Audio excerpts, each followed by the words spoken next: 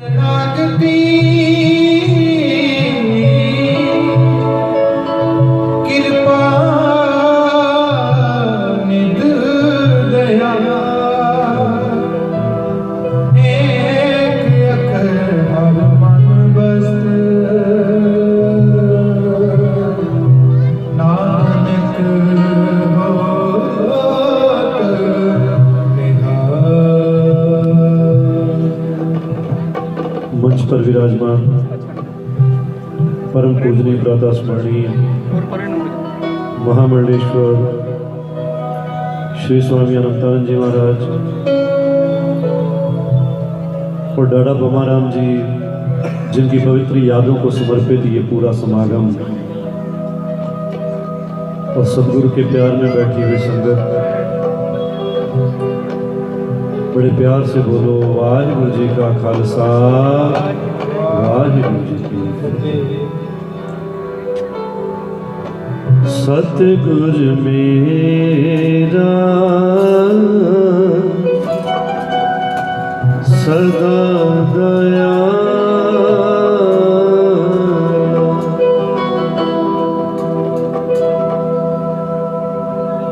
दुनिया में रिश्ते बहुत हैं,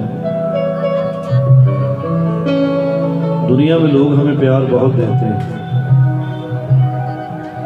दुनिया में बड़े लोग ऐसे हैं जो हमारी बातें भी सुनते हैं, लेकिन सतगुरु जैसा कोई नहीं। सतगुरु बातें भी सुनता है, प्यार भी देता है, संवारता भी है, संभालता भी है। पंचम पातशाह साहिब श्री गुरु अर्जन देव जी महाराज की वाणी और गुरबाणी का ये बड़ा पवित्र शब्द,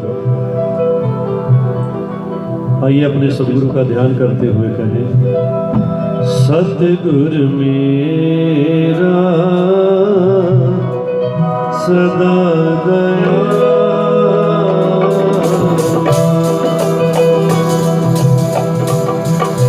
सतगुरु मेरा सदा दया,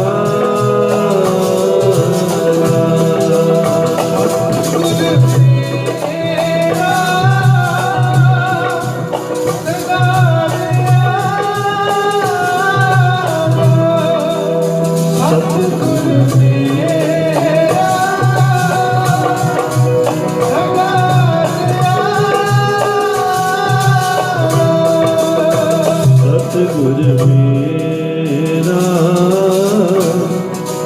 सदा दयाला, सतगुरु मेरा सदा दयाला।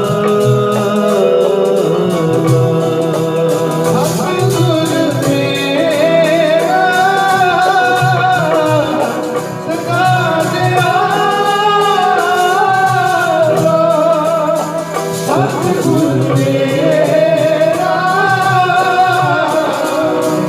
सदा दया,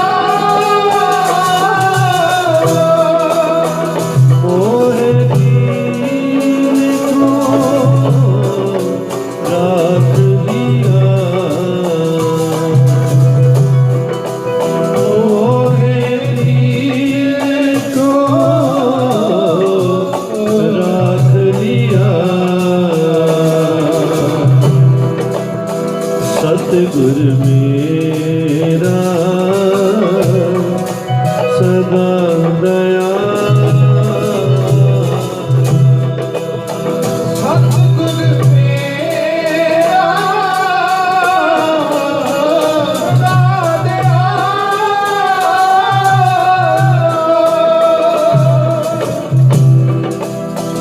सतगुरु मेरा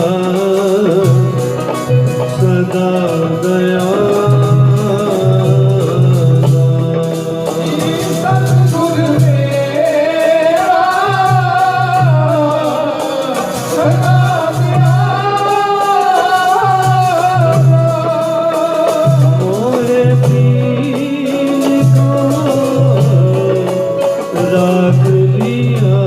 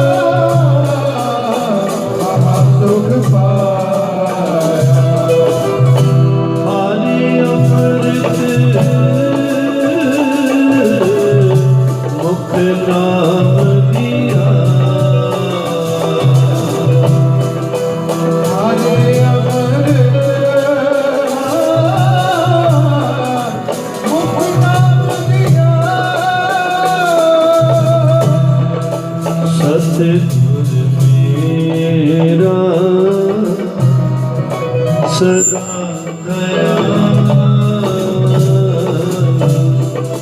सतगुर मेरा सदा दया सतगुर मेरा सदा दयाला सतगुर मेरा सदा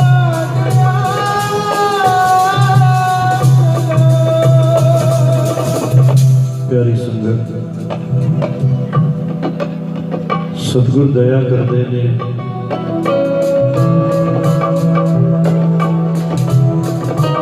सतगुर दयालु ने चोरियां फैलाउण वाले दियां चोरियां भरते हैं जो मांगे ठाकर अपने ते सोई सोई दे जो सतगुर के चरणों च बह के अपने गुरु तो जो मंगता है सतगुरु दिंदे हैं। लेकिन गुरु प्यारी संगत उसकी दया करने का तरीका अपना है।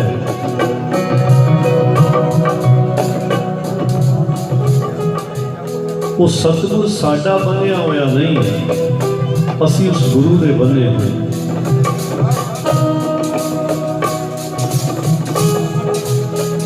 वो दया करता है कोई संदेह नहीं, पर उसकी दया करने का तरीका अपना है। बस वो समझ में आ गया तो फिर जुबान अपने आप कहेगी सतगुर मेरा सदा दया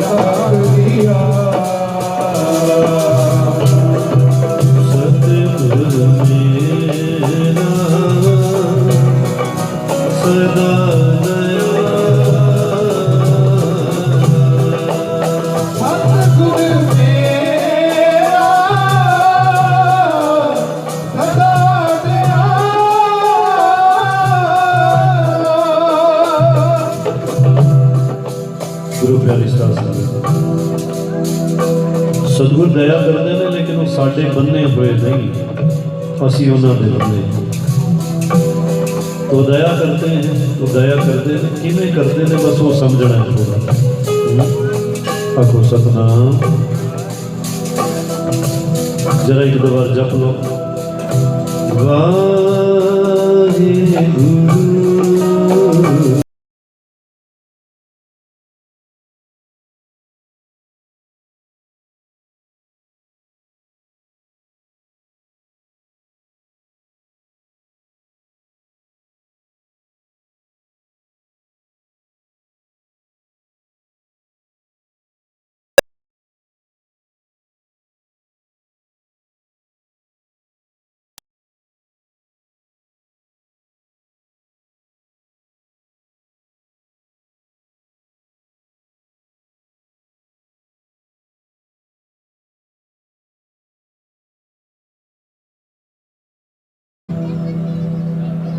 सतगुरु दया करते ने कोई संदेह नहीं है, पर वो दया किवें करदा वही जानता है। वो कृपा किवें करते ने वो समझ, वो पता उन्होंने ही है। वो किवें करते ने उहदा थोड़ा जिहा एक प्रमाण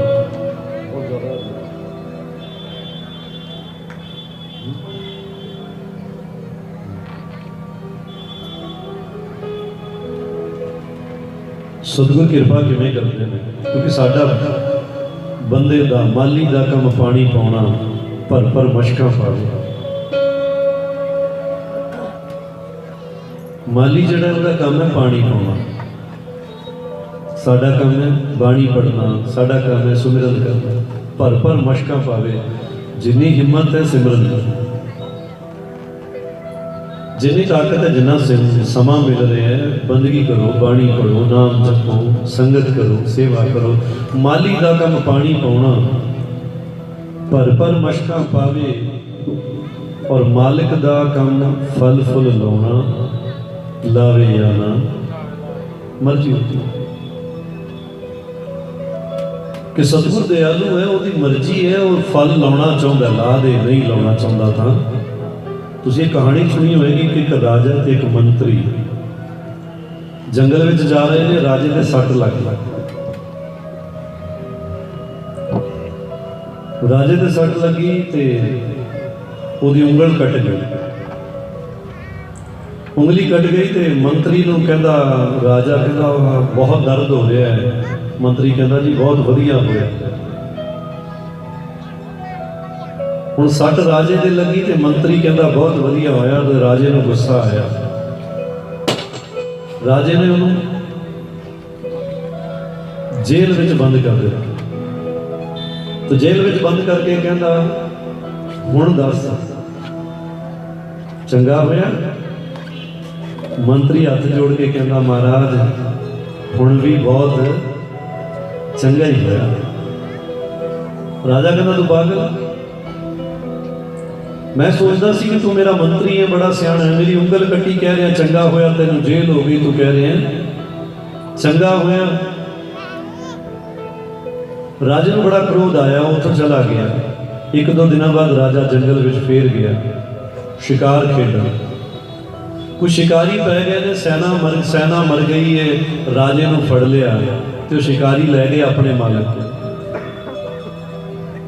वो आदिवासी लोग सन, उन्होंने राजे को पकड़िया, लै गए मालिक को। मालिक ने अज एक बंदे की बलि देनी सी।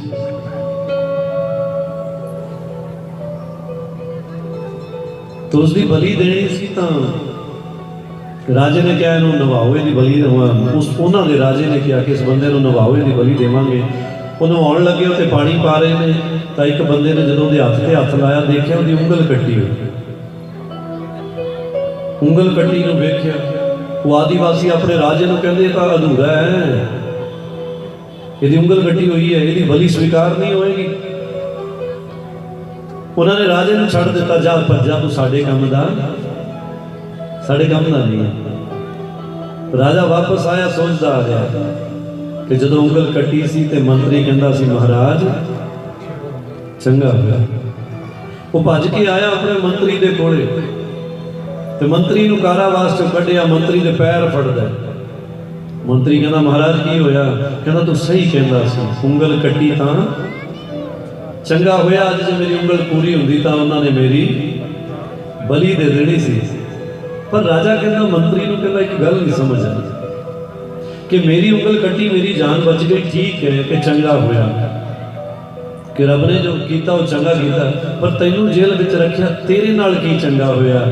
कहना महाराज मैं हर वेले तेरे नाल रहना,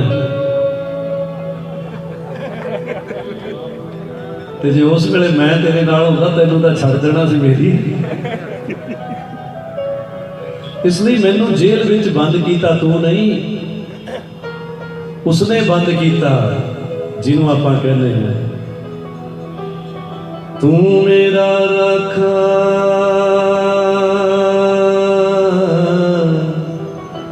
सबनी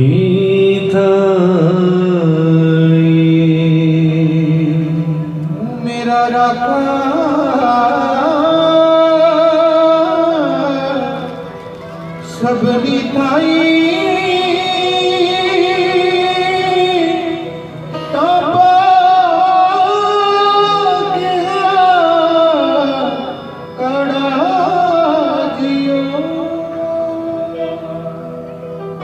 सतगुर दया करते हैं, लेकिन किवें करते हैं ये सिर्फ वही जानते हैं। जिन्हें आप बैठे हैं अपने ते सतगुर दया करता है। कई बार अपन लगता है आप गुरुद्वारे गए, आप मंदिर गए, मत्थे टेके, पर अपनी मन की मुराद पूरी नहीं हुई। लेकिन कदे सोचे कि शायद वो करना ही नहीं चाहता सी।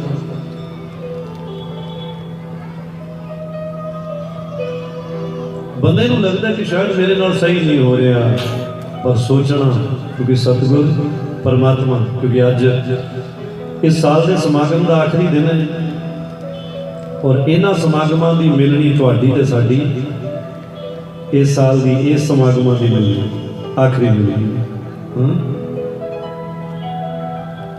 तो इसलिए मैं ये चीज समझा के जानी चाहूँगा कि मर्जी पीछे नहीं चलना, क्योंकि मर्जी पीछे चलांगे तो मर जावांगे और मालिक पीछे चलांगे तो तर जाएगा।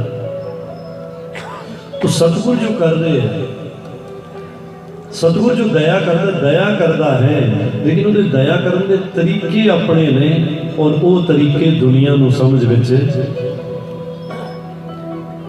नहीं आ सकते। वो दयालु है, ये कोई संदेह नहीं। भगवान प्रभु श्री राम, गोस्वामी तुलसीदास जी ने एक चौपाई लिखी कि कोमल चित अति दीन दयाला, कारण बिन रघुनाथ कृपा। कि परमात्मा जो है विदाउट एनी रीजन दयालु रहता है, उसके अंदर दया विदाउट एनी रीजन। आप सुते पे हैं, सूरज निकल गया, धुप आ रही है, आप नहीं किया धुप चढ़ाओ, आप सुते पे हैं। परमात्मा बिना कारण तो दयालु है, वो नहीं देख रहा कि कौन सुता है तो कौन जागदा। उन्होंने पता मैं दुनिया को सुख देना था, मैं अपने बच्चों को पालना था, पालना है। उन्होंने पता संध्या होगी, मेरे बच्चे थक गए ने, हनेरा कर देता, एक चंद्रमा चढ़ा देता, उसकी रोशनी कर देती, लोगों को सुकून मिलन लग्या। आप अपने घरों में बैठे लोग आनंद का, शांति का, सुकून का, चैन का अनुभव करते हैं। एक अनुभव कौन करवा रहे हैं? सतगुर मेरा सदा दयाला, सतगुर मेरा सदा दयाला। सतगुर मेरा सदा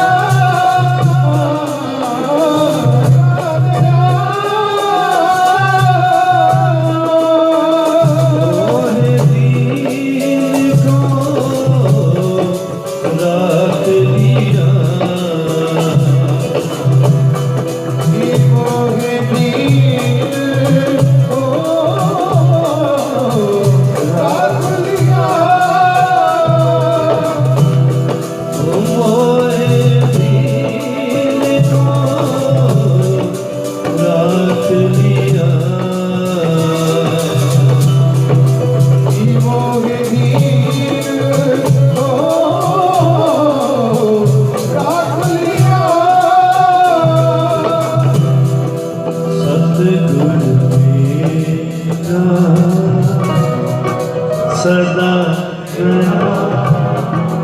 वाह सतगुर मेरा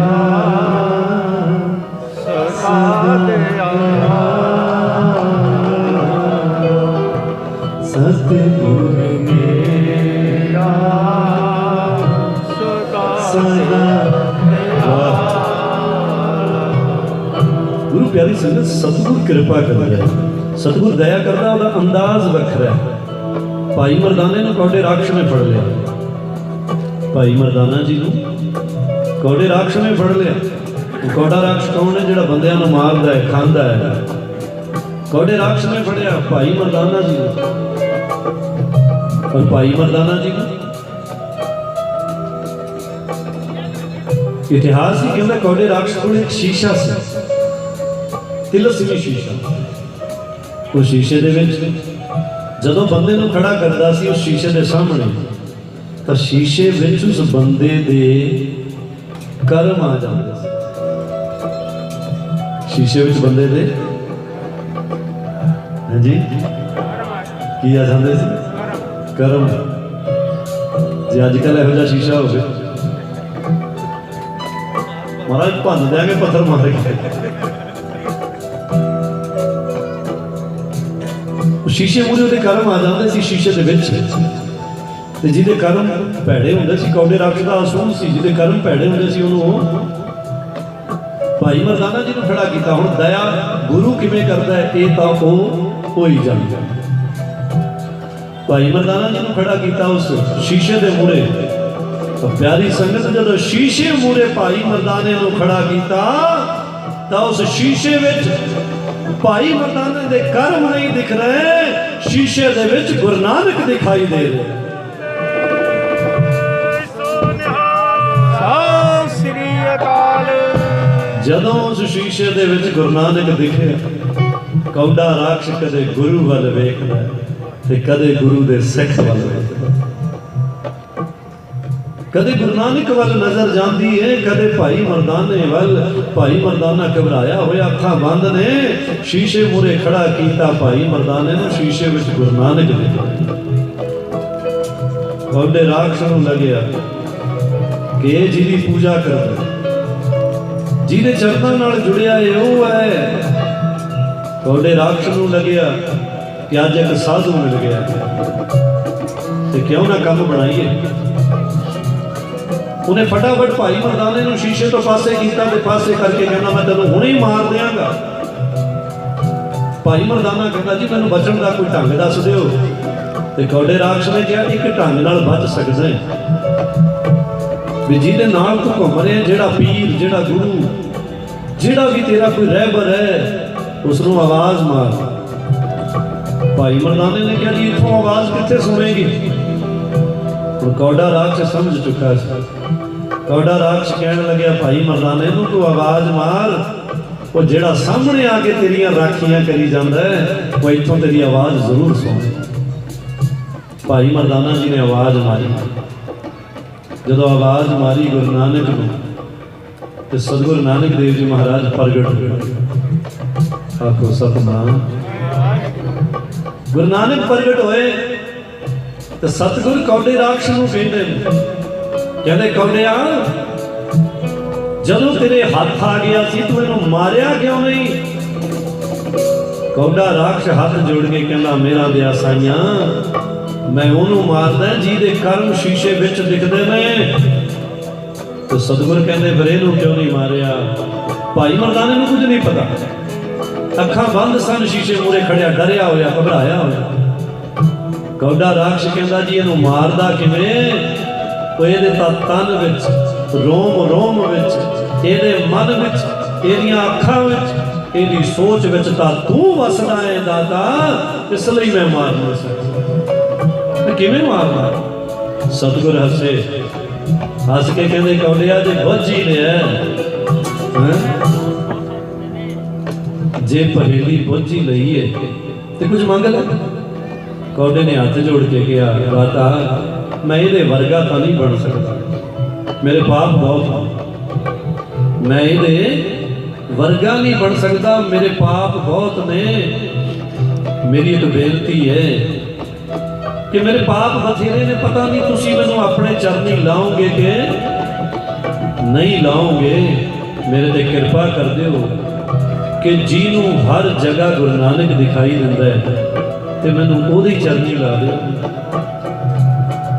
ਜੇ ਮੈਂ ਤੇਰੇ ਕਾਬਿਲ ਹਾਂ ਤਾਂ ਮੈਨੂੰ ਆਪਣੇ ਚਰਨੀ ਲਾ ਲਓ, ਜੇ ਮੈਂ ਤੇਰੇ ਕਾਬਿਲ ਨਹੀਂ ਤਾਂ ਮੈਨੂੰ ਇਸ ਸਾਧੂ ਦੇ ਚਰਨੀ ਲਾ ਦਿਓ ਕਿ ਜਿਹਦੇ ਰੋਮ ਰੋਮ ਵਿੱਚ ਤੇਰਾ ਵਾਸ ਹੈ। ਸਤਿਗੁਰਾਂ ਨੇ ਕੌਡੇ ਦੇ ਸਿਰ ਤੇ ਹੱਥ ਰੱਖਿਆ ਤੇ ਹੱਥ ਰੱਖ ਕੇ ਕਹਿੰਦੇ ਕੌਡਿਆ ਜਾ ਜਿੰਨੇ ਗੁਨਾਹ ਕੀਤੇ ਨੇ ਅੱਜ ਤੱਕ ਤੂੰ, ਕਿਉਂਕਿ ਤੈਨੂੰ ਸੱਚ ਦੀ ਸੁਧ ਆ ਗਈ ਹੈ, ਧਰਤੀ ਤੇ ਆਕਾਸ਼ ਸੁਣਦਾ ਹੈ, ਜਿੰਨੇ ਪਾਪ ਅੱਜ ਤੱਕ ਤੂੰ ਕੀਤੇ ਨੇ ਜਾ ਗੁਰੂ ਨਾਨਕ ਨੇ ਤੇਰੇ ਮਾਫ ਕਰ ਦਿੱਤੇ।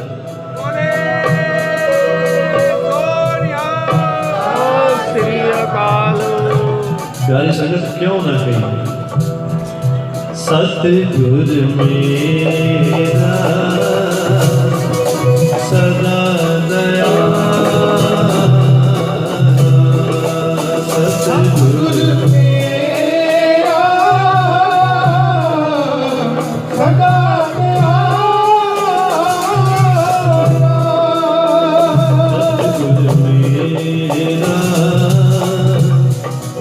सदा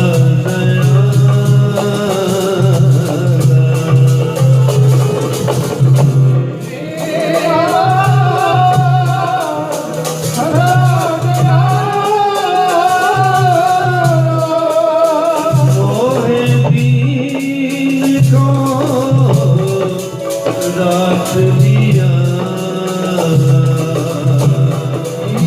मोगे दीन को राख दिया सतगुर मेरा सदा मेरा सतगुर मेरा सदा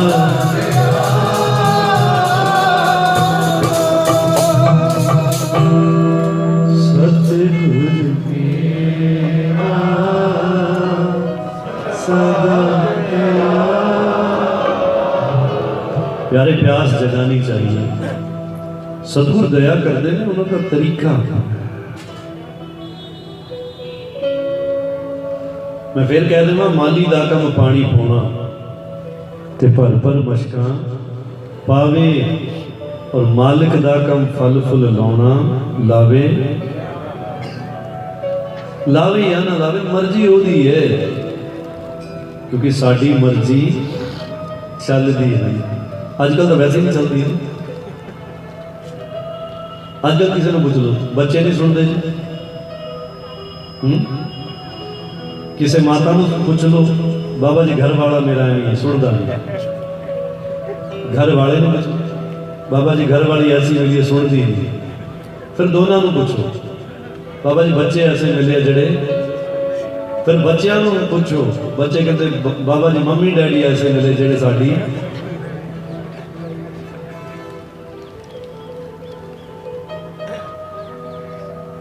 साड़ी मर्जी नहीं चलती मर्जी मालिक की चलती है सब कुछ संभालता किवें एक निश्चिंत अवस्था पैदा करो निश्चिंत अवस्था का मतलब है निश्चिंत का मतलब है कि चिंता रहित हो जाना ना तो ये पैदा किवें होती है निश्चिंत खुद कह रहा है कि तू निश्चय करके चिंतन कर अपने आप की हो जाएगा निश्चिंत हो जाएगा तो निश्चय करके चिंतन कर तू भरोसा रख के सिमरन कर जे तू भरोसा रख के सिमरन करेगा तो अपने आप की हो जाएगा निश्चिंत आजाद free mind cool mind peace of mind अपने आप प्रगट हो जाएंगे सारी है ना अच्छा हथां ते मिट्टी लगी हो गई आप की करते की हो गया चढ़ गई कई लोग तो रोटी खान बैठे हैं जहमत नहीं उठाते कि हाथ धो लीए लिया भी लिया हुण इहदे नाल की हो गया जी कि हत्थां दी जिहड़ी मिट्टी सी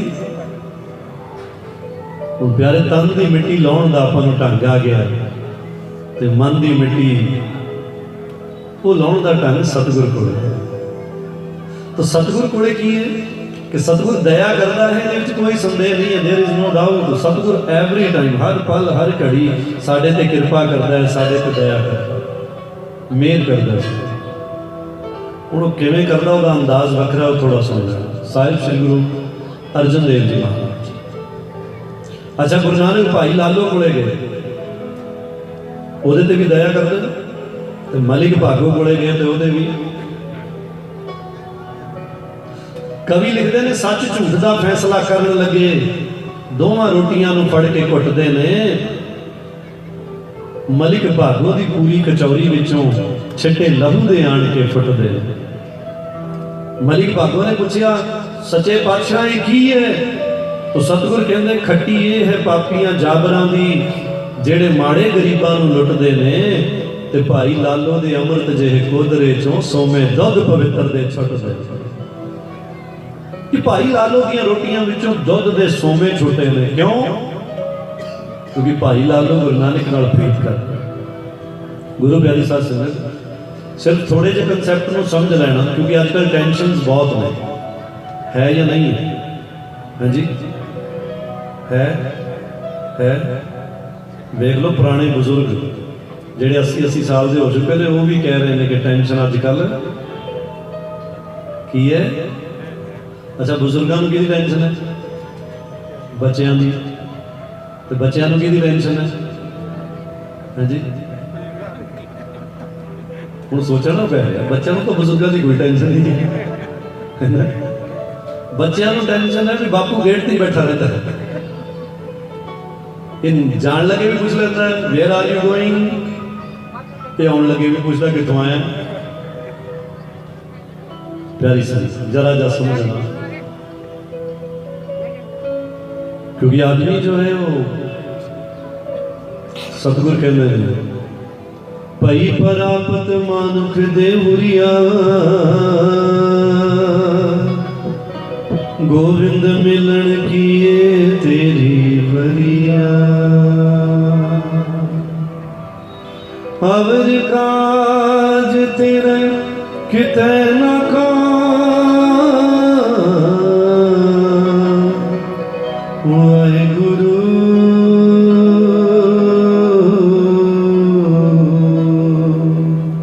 अबर का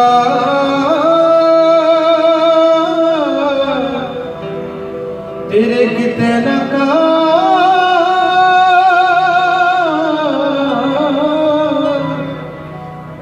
मिल साध संगत भज केवल नाम। गुरु प्यारी साध संगत, जिंदगी बड़ी बड़ी अनमोल है। इस दे विच कोई चीज़ मंगो कि सच्चे पातशाह जदों तक रहिए हसदे बस। कोई फर्क नहीं पैंदा कि मेरे को मकान कच्चा है या तुसी अपने आप कहोगे बाबा जी गल सच्ची लगती है। पहला मकान कच्चे हुंदे सी ते बंदे सच्चे हुंदे सी ते पक्के हुंदे सी। अज मकान पक्के ने ते बंदे गल सच के झूठ? सच है।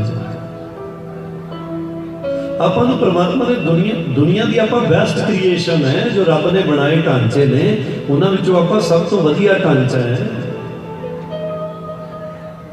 सुनते हो ना, दुर्लभ मानुख जन्म होए ना बारे बार, ज्यों बन फल पाके भोए गिरे बहुर न लागे। सतगुरु एक बार दीवान सजाई बैठे ने। गुरु दया करता है पर उसका तरीका अपना है। गुरु अर्जन देव जी महाराज दीवान सजा के बैठे ने। एक राजा आया, राजे के घर औलाद नहीं सी। की नहीं सी? औलाद नहीं सी। तो राजा गया सतगुरां दे दरबार में। तो राजा जिहड़ा सी बड़े लोगों तो पूछा, बड़े ज्योतिषियों तो पूछया, बड़े लोगों तो पूछया कि मैनू मेरे घर औलाद नहीं है, मैं की करा। ज्योतिषी कहते राजे ने कि राजन, जो तेरी कुंडली कहती है कि 7 जन्म तक तेनू पुत्र प्राप्ति नहीं होगी, औलाद नहीं है तेरे को। जदों ही गल सुनी, वो राजे का दिल किया गुरु अर्जन देव जी महाराज के दीवान च जाके बह गए। किसी ने कह दिता कि वो गुरु ने, अगर इन्हों ने दया कर दी तो तेरी टेढ़ियां लकीरां भी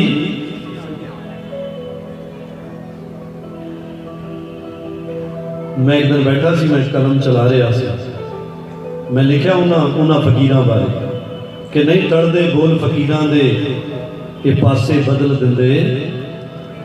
हाँ जी, नहीं टलदे बोल फकीरां दे ते पासे बदल देंदे। तकदीरां दे क्यों बदलते ने? ये रब दे बंदे रब वर्गे, ये रब दे बंदे रब वर्गे ते नहीं चलते नाल लकीरां दे पासे बदल दिंदे। ਆਪਾਂ ਤਾਂ थोड़ी जी तकलीफ आवे ना ਆਪਾਂ ਨੂੰ ਆਪਾਂ ਪਹਿਲਾਂ ਹੱਥ ਦਿਖਾਉਂਦੇ ਬਾਬਾ ਜੀ ਵੇਖੋ ਮਾੜਾ है ना बंदा बैठ जावे अपने सतगुरु ਨੂੰ ਧਿਆਵੇ। ਆਪਾਂ वैसे सुनते हाँ तीने ताप निवारण वाला दुख हंता सुख रास ताको विघ्न न को लगे जाकी प्रभु आगे अरदास।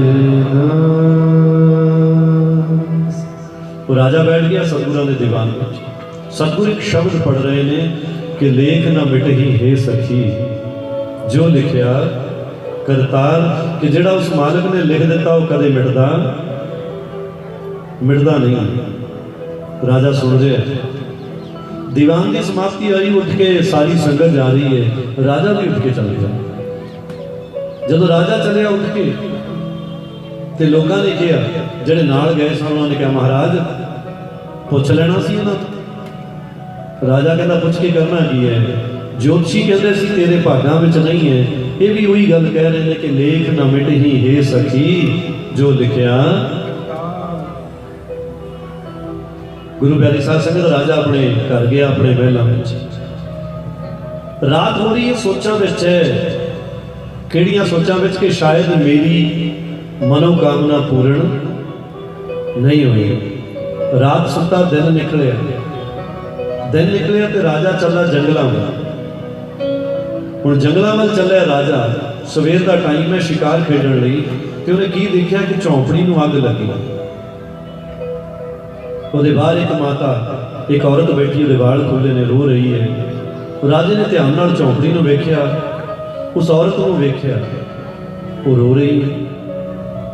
ते रोंदी हुई औरत को पूछा कि अग किने लाई तू क्यों रो रही है तेरा कोई नुकसान तो नहीं होया। तो उस औरत ने कहा वो रोंदी रोंदी दस रही है उन्हें राजे वाल वेख्या भी नहीं ते कहंदी है झोंपड़ी मेरी इहदे विच मेरा घर वाला ते मेरे 3 बच्चे सुते हुए सन। मैं पानी लैण गई ते पता नहीं पिछों अग किवें लग गई। जदों ये उन्हें सुनिया तो राजा पूछता तुहाडा परिवार किन्ना दा? कहंदी असीं शिकारी हाँ चंडाल हाँ। तो राजे ने वेख्या सारा नज़ारा घोड़े ते सवार होया वापस साहिब श्री गुरु अर्जन देव जी महाराज को चला। मैं फिर कह देवां गुरु दयालु है दया करता है पर किवें करता है जानदा वही है। तो राजा गया सतगुरां दे कोल जाके चरनां 'च लम्मे पै के दंडौत वंदन करता है मत्थे टेकदा है। जदों मत्थे टेके ना ते रोंदा है। सतगुर कहंदे राजिया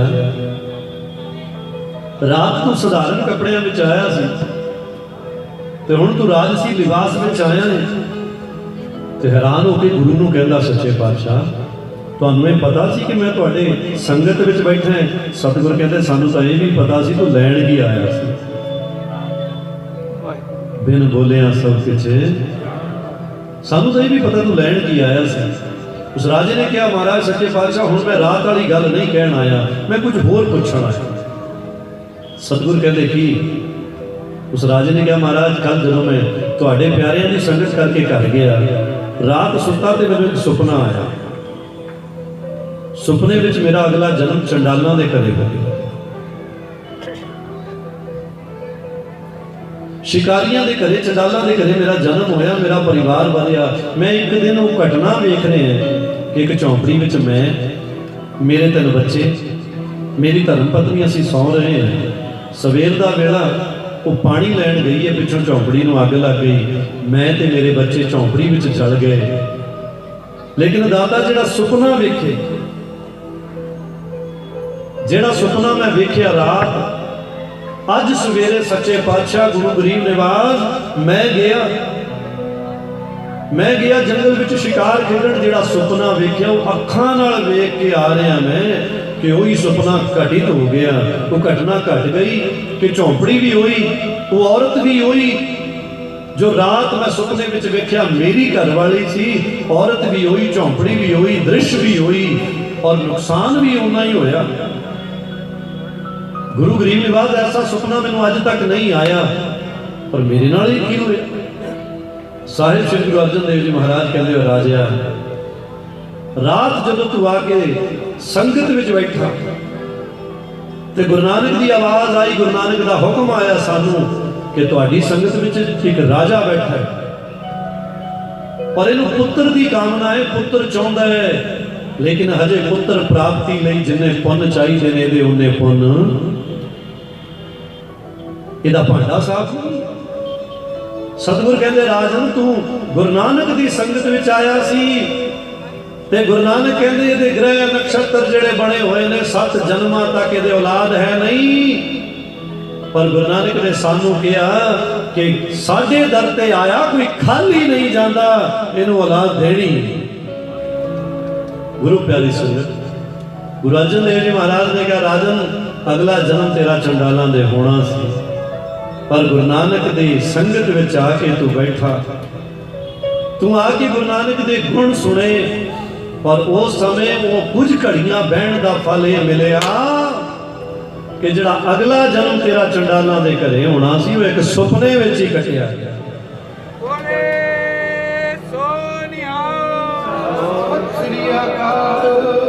तो सतगुर कहते राजे नूं हुण दस, तो राजा हथ जोड़ कहंदा दाता जे एक घड़ी दी संगत करन नाल कई जन्मां दे पाप मिट सकदे ने, तां मैनूं दुनिया दीयां दातां नहीं दाता, मैनूं तां तू चाहिए। सतगुर मेरा सदा सतगुर मेरा सदा दयाला, सतगुर मेरा बाबा सदा सतगुर मेरा सदा वाह मोहे दीन को राख दिया,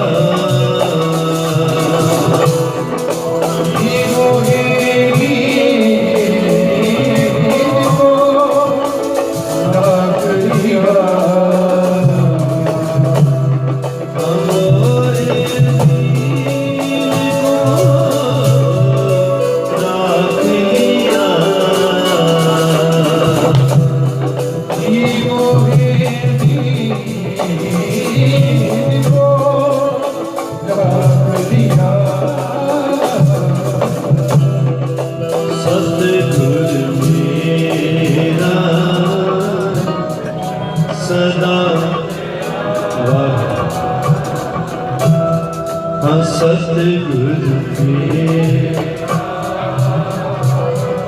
सदा। गुरु प्यारी संगत, सतगुर दयालु है, दया करता है, कोई संदेह नहीं।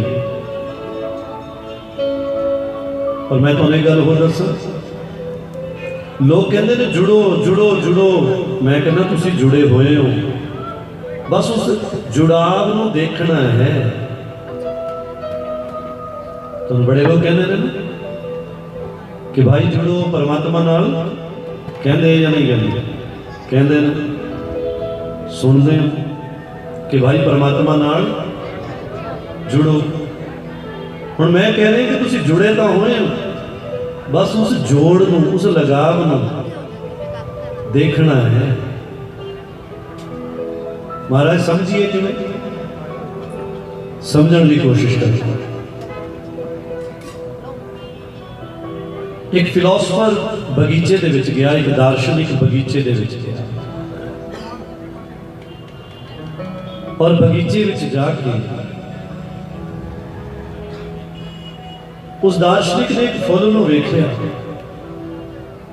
ਤੇ ਫੁੱਲ ਨੂੰ ਵੇਖ ਕੇ ਉਸ ਫੁੱਲ ਨੂੰ ਤੋੜਨ ਲਈ ਵਧਿਆ। ਗੱਲ ਨੂੰ ਸੁਣਨਾ ਬੜੇ ਧਿਆਨ ਨਾਲ, ਕੁਛ ਯਾਦ ਰਵੇ ਨਾ ਰਵੇ ਇਹ ਜ਼ਰੂਰ ਯਾਦ ਰੱਖਣਾ। ਫਿਰ ਸਾਨੂੰ ਪਤਾ ਲੱਗ ਜਾਏਗਾ ਕਿ ਅਸੀਂ ਟੁੱਟੇ ਹੋਏ ਨਹੀਂ, ਅਸੀਂ ਤਾਂ ਹਾਂਜੀ ਥੋੜੀ ਜਿਹੀ ਬਿਰਤੀ ਹੋਰ ਇਕਾਗਰ ਕਰ ਲਈਏ ਹਮ। ਵਾਹਿਗੁਰੂ ਵਾਹਿਗੁਰੂ